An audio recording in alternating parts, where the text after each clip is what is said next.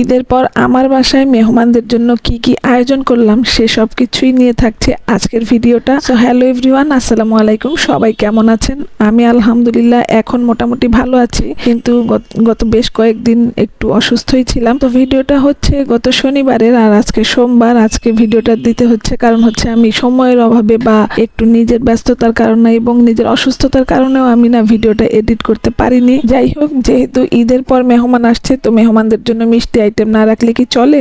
আর মিষ্টির মধ্যে তো সেমাইটাই একদম বেস্ট। তো আমি তো চিকন সেমাই রান্না করে নিচ্ছিলাম, আর আম্মা কিন্তু আমার সেমাইটা রান্না করে দিচ্ছিল, যেহেতু আম্মা আবার বাসায় আগেই চলে আসছে। আর ডিমটাও সিদ্ধ করে নিয়েছিলাম, তারপর ডিমটা ভেজে নিচ্ছিলাম, যেহেতু ডিমের কোরমা করব। আর আমার বাসার মেহমানরা যারা আসবে তারা সবাই আমার হাতে ডিমের কোরমাটা খুবই পছন্দ করে। গত শনিবার ওরা এসে বেরিয়ে যাওয়ার পর আমি একটু অসুস্থ হয়ে পড়েছিলাম, যেহেতু একা হাতে সবকিছু করতে হয়েছে। আর ঈদের সময় তো একটা ধকল গিয়েছে, তো তারপর আবার বাসায় মেহমান এসেছে, তাদের জন্য রান্না বাড়া আসলে নিজের একার হাতে সবকিছু করে না খুবই অসুস্থ হয়ে পড়েছিলাম। আর এই যে এক হাতে ভিডিও করা, তারপর আবার তরকারিটা নাড়াচাড়া দেওয়া, এটা কিন্তু খুবই কষ্টের। যাই হোক, আমার ডিমের কোরমা রান্নাটাও হয়ে গিয়েছে।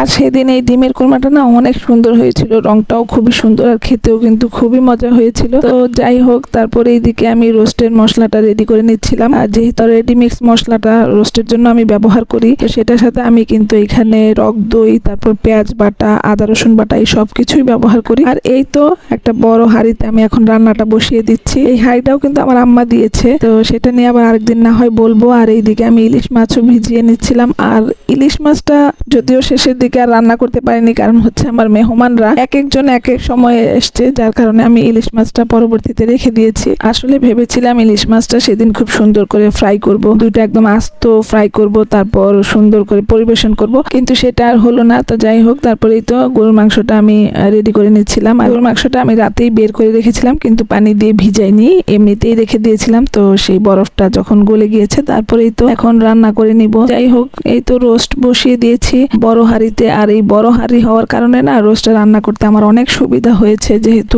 বেশ অনেকগুলোই রোস্টের পরিমাণটা একটু বেশি ছিল। আচ্ছা, কেউ কি গেস করতে পারবেন এখানে কয়টা মুরগির রোস্ট ছিল? যাই হোক, এই তো দেখুন আমার রান্নাঘরের অবস্থা। কারণ রান্না করার সময় কিন্তু এরকমই অবস্থা থাকে, আমি জানি না আর কারো এরকম থাকে কিনা, তবে আমার হয় যখন মেহমান আসে আমার সবকিছু একদম ছড়ানো ছিটানো থাকে। তো এই তো গরুর মাংসটাও বসিয়ে দিয়েছি। আর এটা হচ্ছে মাঝামাঝি যখন গরুর মাংসটা হয়েছিল সেই সময়টার ভিডিও। রান্না বান্না শেষ করে আমি কিন্তু একদম পরিবেশন করে দিয়েছি। আর মেহমান মাত্র তখন আসা শুরু হচ্ছিল, সবাই আসেনি, দুই একজন আসতেছিল। আর যেহেতু বাসায় বাচ্চারা আছে আর মেহমানদের সাথে একজন বাচ্চা এসছে, তো ভাবলাম যে ওদের খাবারটা দিয়ে দিই। তো সাথে কিন্তু সালাদও ছিল, লেবু ছিল, রোস্ট, ডিমের কোরমা আর গরুর মাংস, সাদা পোলাও। এর বেশি কিছু করিনি, যেহেতু আমার শরীরটাও খুবই খারাপ ছিল। তো আপনাদের ভাইয়া বললো যে এত বেশি কিছু আইটেম করার দরকার নেই, হালকা পাতলার মধ্যে যা পারো, যতটুকু পারো ততটুকুই করো, শরীর খারাপ করার দরকার নেই। তো তারপরে এই তো টুকটাক যা নাস্তা সব কিছুই আর কি একটু বের করে নিচ্ছিলাম সন্ধ্যায়। আর মেহমান কারা এসছে সেটা অবশ্যই পরবর্তী ভিডিওতে জানতে পারবেন।